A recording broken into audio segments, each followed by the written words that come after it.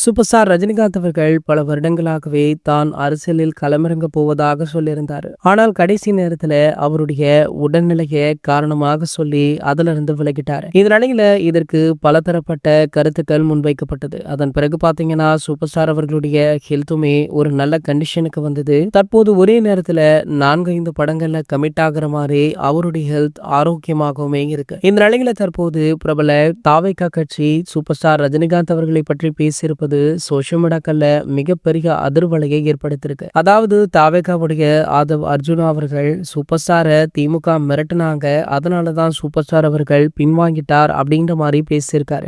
Super ஸ்டாருடைய இந்த விஷயத்தை பத்தி இது வரைக்கும் யாருமே வாய் திறக்காத நிலையில தற்போது தாவேகா தரப்புல இருந்து இப்படி பேசியிருப்பது சூப்பர் ஸ்டாருக்கு அதிருப்தியை கொடுத்திருக்கா. மேலும் பாத்தீங்கன்னா கண்டிப்பாக இதற்கு பதிலடி கொடுக்கும் விதமாக சூப்பர் ஸ்டார் அவர்களுமே வீடியோ ஒன்றின் மூலம் அல்லது பத்திரிகையாளர்களை சந்தித்து தமிழக வெற்றி கழகத்திற்கும் தளபதி விஜய் அவர்களுக்குமே தக்க பதிலடி கொடுக்க உள்ளார் அப்படின்ற தகவல் வைரலுமே ஆகிட்டு இருக்கு. சினிமாவில தான் சூப்பர் ஸ்டார் தளபதி அப்படின்ற போட்டி வந்துச்சு.